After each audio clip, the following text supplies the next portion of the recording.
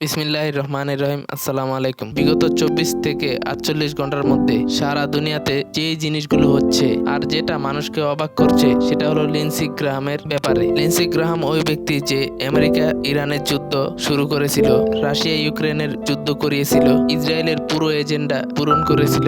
এরপর ২৪ ঘন্টার ভিতরে তার মৃত্যু হয়ে যায় যখন ও শেষ সময় ড্রোন ফ্যাক্টরিতে গিয়েছিল। এটা সবাইকে অনেক বেশি প্রশ্নের তৈরি করেছে। ইসরায়েলি লরা লোমার এবং আরো অনেকে আওয়াজ তুলছে যে তদন্ত করো, এটা কিভাবে হলো। কেউ ইরানের ভিতর, কেউ রাশিয়ার উপর দায়ভার দিচ্ছে। কিন্তু এখন যে অবস্থা তৈরি হয়েছে, এই যে ব্যক্তিটা আপনাদের স্ক্রিনের সামনে আসছে, আপনারা জানেন এই ব্যক্তিটাকে। ইনি হলো আলেকজান্ডার দুগিন, আর ইনি হলো বিউটেনের টিচার। বিউটেন এনার স্টুডেন্টও ছিল, আর স্টিল আজ পর্যন্ত বিউটেন অনেক গুরুত্বপূর্ণ পরামর্শে ওনাকে রাখে এবং এনার থেকে পরামর্শ নেয়। আর উনি কি বলেছে এটা অনেকটা অদ্ভুত, আর এই পয়েন্টটা আপনারা বুঝবেন। উনি বলছে যে সেনেটর লিন্ডসে গ্রাহাম, যিনি ইসরায়েলের বন্ধু, তাকে মোসাদে খুন করেছে। এই কথাটা খুবই গুরুত্বপূর্ণ। ওকে মোসাদে খুন করেছে। আর উনি যখন আরো আগে লিখছে, তখন তারপরে আপনাদের গায়ের লোম খাড়া হয়ে যাবে। উনি বলেছে এই লোকটাকে এই জন্য মারা হয়েছে কারণ ইসরায়েল ডোনাল্ড ট্রাম্পকে একটা বার্তা দিয়েছে, আর বলা হয়েছে যদি তুমি এই যে ফুল স্কেল যুদ্ধ যদি শুরু না করো ইরানের সাথে, তাহলে পরবর্তী নাম্বার তোমার।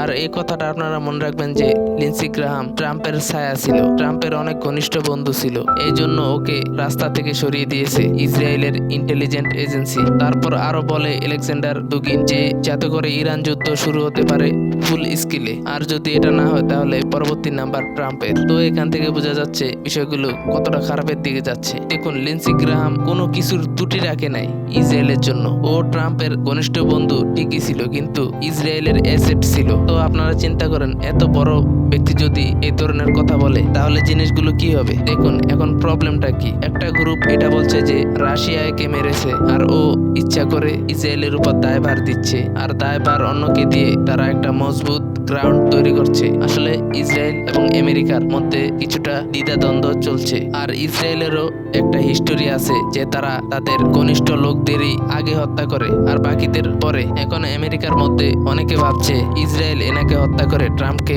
একটা মেসেজ দিয়েছে। আসলে নাম্বার 2 তে যিনি ছিল তাকে হত্যা করে একটা মেসেজ দেওয়া হয়েছে যে যদি নাম্বার 2 কে হত্যা করা যায় তাহলে নাম্বার 1 কেও হত্যা করা যাবে। রাশিয়া এটা করছে, রুশ ইচ্ছা করে এটা করছে যাতে করে এদের মধ্যে লড়াই হোক। দেখুন, রাশিয়ার জন্য সমস্যা এটা না যে তারা ইসরায়েলকে দোষী প্রমাণ করবে। আপনারা মনে রাখবেন আলেকজান্ডার দুগিন ও কোনো সাধারণ মানুষ না। ওর কাছে যদি এই ধরনের ইন্টেলিজেন্ট ইনফরমেশন থাকে, আর সামটাইম এটা হয় যে রুশ তাদের ইন্টেলিজেন্ট এজেন্সি এই ধরনের অবস্থা তৈরি করে, তারা কাজ এটা করে যে তাদের মিডিয়াতে যে লোকগুলো আছে তাদের দিয়ে আসল যে খবর সেটা সামনে নিয়ে আসে। এখন প্রবলেম এটা যে যদি এই খবর লিক হয় আর এর কারণ সোজা ইসরায়েলের সাথে লিঙ্ক হয়, তাহলে আপনারা মনে রাখবেন ইসরায়েলের ব্যাপারে এই জিনিসটা এস্টাবলিশড আছে যে ইসরায়েল এই ধরনের কাজ করে থাকে সচরাচর। এটা কোনো নতুন না তাদের জন্য। এখন হোয়াট নেক্সট, কি হবে? এখন ইসরায়েলের জন্য এই সমস্যাটা যে সারা দুনিয়ার সকল অভিযোগ তাদের উপর পড়ছে, কারণ সবাই জানে যে ইসরায়েল যুদ্ধ চায়। এখন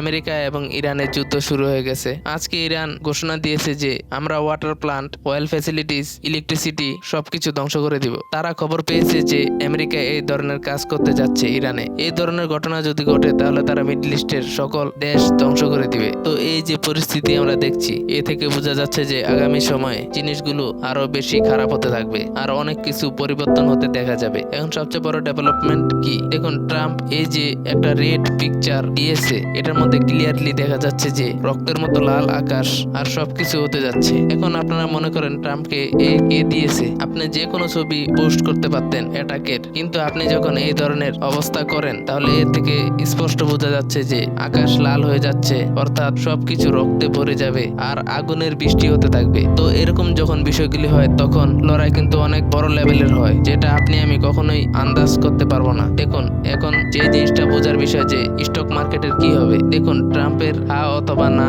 এর কথা না। যদি আলেকজান্ডার দুগিন এর কথা সত্য হয়ে থাকে তাহলে ট্রাম্প ওটাই করবে যেটা ইসরায়েল চাবে, আর ইসরায়েলের কোনো কিছু যায় আসে না যে স্টক মার্কেটের কি অবস্থা। স্টক মার্কেট ক্র্যাশ হচ্ছে, তেলের দাম উপরে যাচ্ছে, যেটা ইচ্ছা ইচ্ছা সেটা হয়ে যাক, এখন আর ও কিছুই করতে পারবে না। দেখুন, এই কথাটা গুরুত্বপূর্ণ যে আমেরিকার আগে ইসরায়েলের ইলেকশন হবে। তো ওই ইলেকশনে যদি এই লড়াই কন্টিনিউ থাকে, তখন ইসরায়েল বলবে যে আমরা যদি পিছনে যাই তাহলে ইরান আমাদের খেয়ে ফেলবে। যদিও 52% ইসরায়েলের জনগণ এটা মনে করে যে আমরা এই যুদ্ধে হেরে গিয়েছি। তো এই অবস্থায় নেতানিয়াহু এসে যদি বলে যদি আমি সরে যাই তাহলে এরা আপনাদের খেয়ে ফেলবে, তাই এর থেকে ভালো আমাকে এই লড়াই করতে দেন। তো এই কারণে ওর যে পপুলারিটি ডাউন হয়েছে, তো ওরা মনে করে যে এরকম পরিস্থিতি তৈরি হলে সবকিছু ইসরায়েলের ঝুঁকির মধ্যে আছে, সাধারণ মানুষের সকল স্টেকস ঝুঁকির মধ্যে আছে। তো তখন তারা কোথায় যাবে? তো এটা অনেক ভয়ানক অবস্থা। তো আগামী সময়ে দেখবেন যে আমেরিকা এই লড়াইয়ের মধ্যে শুধু অংশগ্রহণ করবে না, অনেক বেশি পরিমাণে এগিয়ে যাবে। তো এই পরিস্থিতিতে আপনারা কি করবেন? আপনাদের তৈরি থাকতে হবে।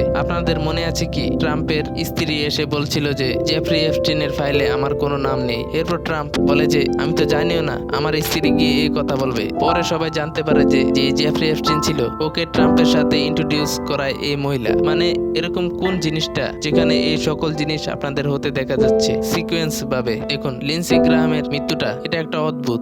এই ব্যক্তিটা সব কাজ করেছে যেটা ইসরায়েল চাইতো। ও পিট হেগজাটকে বলেছিল যে তুমি পাকিস্তানকে বিশ্বাস করো, ও ইরানের বন্ধু। ও আরো বলছিল যে ইরানের উপর যুদ্ধ করতে হবে, রাশিয়ার সাথেও যুদ্ধ করতে হবে। এই লোকটা সব কাজ করেছে যেটা ইসরায়েল চাইতো। যদি আলেকজান্ডার ডুগিন এর কথা মেনে নেওয়া হয় তাহলে তারা তাদের ঘনিষ্ঠ লোককেও ছেড়ে দেয় না, তাহলে বাকিদের অবস্থা কি হবে? তো এই ধরনের যে বিষয়গুলো আছে এগুলো অনেক বেশি জটিল। আর আমেরিকা এখন বুঝছে যে তারা অনেক বড় প্ল্যান্ডার করে দিয়েছে। আর আমেরিকার কাছে অর্থ সম্পদ আছে অথবা নাই এগুলো কোনো ম্যাটারই করে না। এখন আসল কথা হলো যে আপনাদের আমেরিকাকে এই যুদ্ধ লড়তে হবে, এছাড়া আপনাদের কাছে আর কোনো দ্বিতীয় অপশন নাই অথবা রাস্তা নাই। তো এখন ইসরায়েলের জন্য আমেরিকাকে তৈরি হয়ে থাকতে হবে এই লড়াই করার জন্য। আর যখন এই যুদ্ধ লড়াই হবে তখন সারা দুনিয়াতে এর প্রভাব পড়বে। এখন আপনাদের সারা দুনিয়া ধ্বংসের জন্য প্রস্তুত থাকতে হবে। সারা দুনিয়া যখন ধ্বংস হবে তখন সবাই দেখবে। যাই হোক, আমেরিকার সাথে দেখা যাক আগামী সময় কি হতে যাচ্ছে